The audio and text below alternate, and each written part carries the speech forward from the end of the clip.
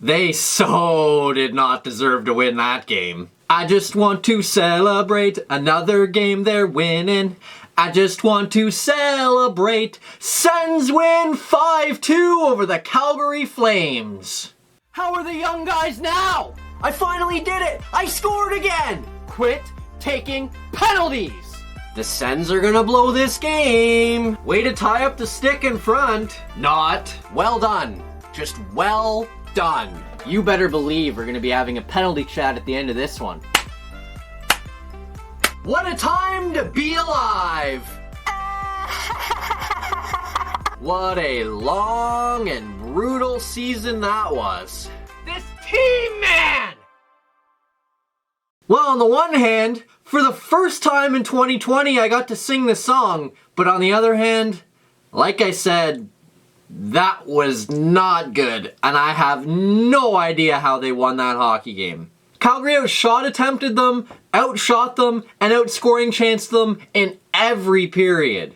Yet somehow the Sens won. And that win snapped a 9-game losing streak and was Ottawa's first win in 26 days.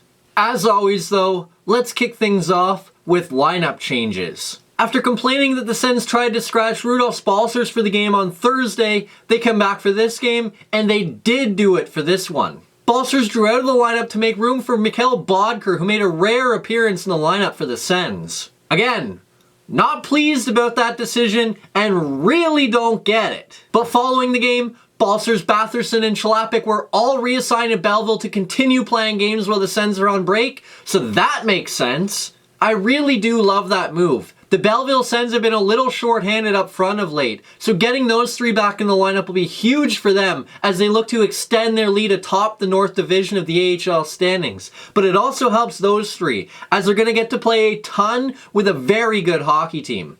Aside from that, the only other change the Sens made came in goal, where they turned back to Marcus Hogberg after Craig Anderson started Thursday night. Can't say I'm too disappointed about this move. Hogberg's been really good in the games he's played, and he's been real solid in the games he's played, but Hogberg is younger and is more of the future, so it makes more sense to give him the start.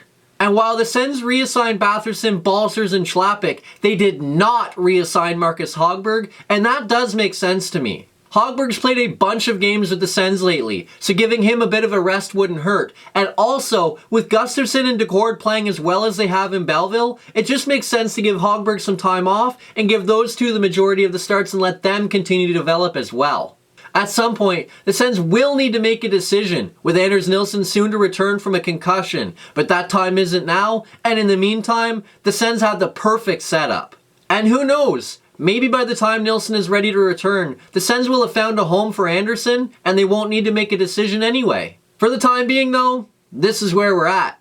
And in the early going, Hogberg rewarded the Sens with some excellent play. And the fourth installment of the Chucky Cheez-It Bowl gets off to an excellent start for younger brother Brady, as Wes McCauley throws both centers out of the opening faceoff, brings in both Tkachuks, and the younger Brady wins the opening faceoff. Unfortunately, that would be just about the only good news of the period for the Sens, as the Flames absolutely dominated the period. The Flames outshoot the Sens 15-3 in the first period, outscoring chance them 20-3, but somehow can't find the back of the net, and miraculously, the Sens exit the first period with a 1-0 lead. And that goal comes courtesy of, you guessed it, Mr. Tkachuk himself. Barely 7 minutes into the first period, Tkachuk and Duclair race in 2-on-2. Tkachuk tries to throw a backhand pass across the ice to Duclair. Travis Hamonic knocks it down, accidentally tips it up in the air, floats over top of David Rittich, goes in the net, and the Sens lead 1-0.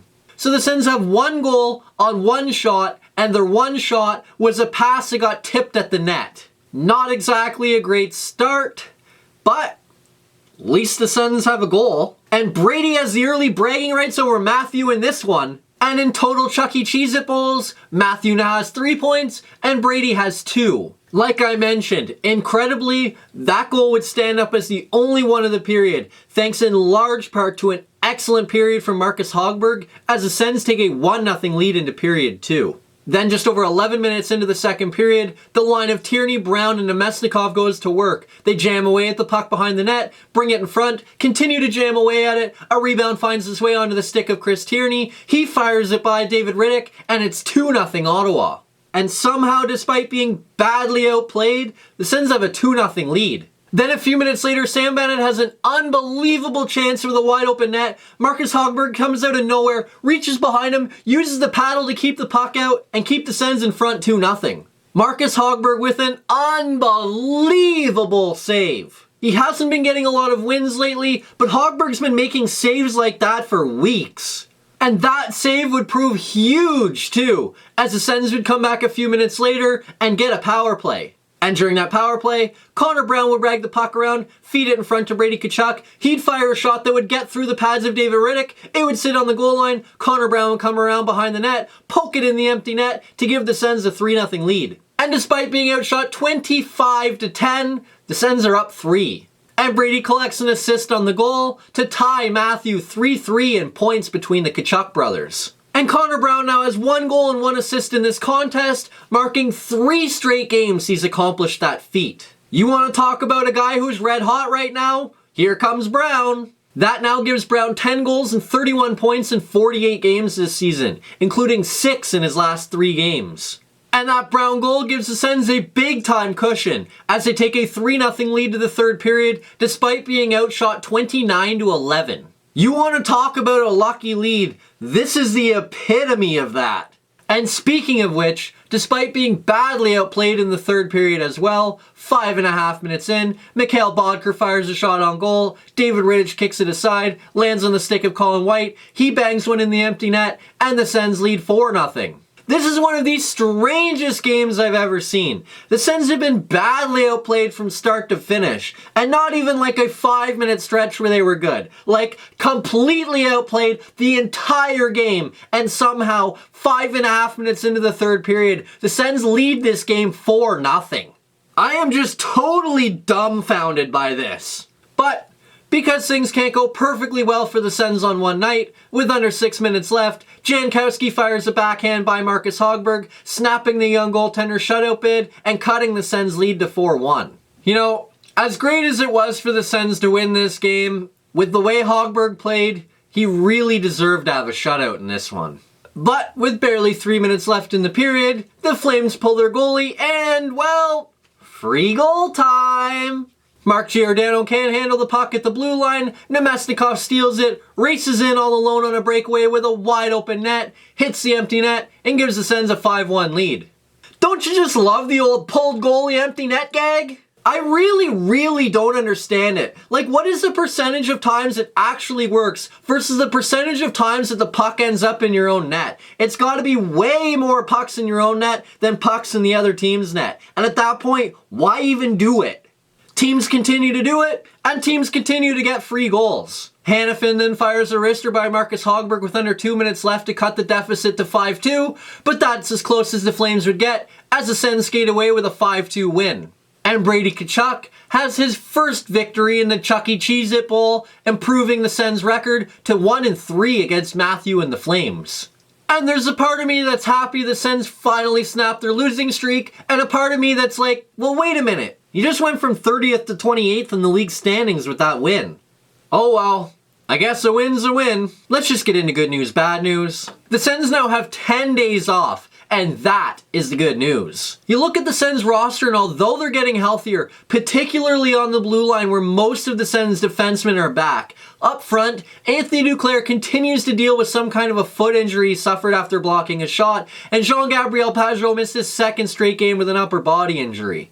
Allowing those two a significant amount of time to rest and heal is going to be huge. Same goes for their defensemen, as they will only continue to get better with added time off, and Marcus Hogberg getting some time off in goal will be big as well. The one thing I've noticed over the last little while is the Sens are starting to wear down. They got badly outplayed against the Flames. They got badly outplayed against Vegas. I know these are much better teams, but earlier in the year, Ottawa did a pretty good job against the top teams. Now, not so much.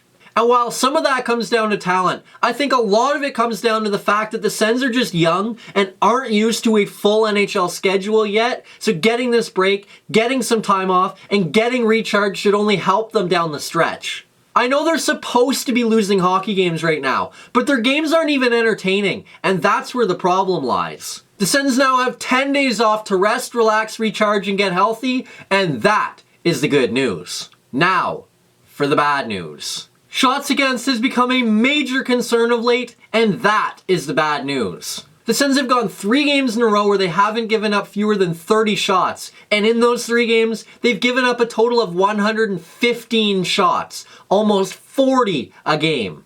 And in the last 2 games, they've given up 85 shots on goal, more than 42 a game. Hogberg's been excellent, and when Andy played the other night, he was really good too. But you can't continue to rely on your goaltenders to make 40 saves a night and expect to have any kind of success. The Sens hung on against the Blackhawks, got absolutely mollywopped by the Golden Knights, and should have never won this game against the Flames. How they won is still beyond me, but the shots is still a major concern. The Sens are giving up way too many shots against right now, and that is the bad news. Next up, the Sens get 8 full days off before returning to action January 27th when they host the New Jersey Devils. That contest will be the 3rd and final meeting of the season between the two teams, with the Sens narrowly holding an edge in head-to-head play, thanks to a 4-2 win and a 4-3 overtime loss. So the Sens have 3 points, and the Devils have 2. And lately, it hasn't been very pretty for either team, as the Sens have 1 win in their last 10 games, while the Devils have just 2 wins in their last 8 games. And this game is going to mean a lot for the league standings, as the Sens currently sit 1 point ahead of New Jersey for second last in the league standings. With both teams playing their first game since a lengthy break in this one, look for this to be a very sloppy contest. And this is for sure one game where as long as the Sens play well, I'll be happy if they lose. But just play well. That's it for this video. Hit like if you liked it, subscribe to the channel if you haven't already, share it with anybody you know, and today's question is, what did you think of the Sens' decision not to send Marcus Hogberg back to Belleville? Did you like it? Didn't you like it? Do you think it's better for Hogberg? Do you think it's better for the prospects? Maybe everybody? Let me know what you think down below, and we'll see you on the 27th when the Sens host the New Jersey Devils.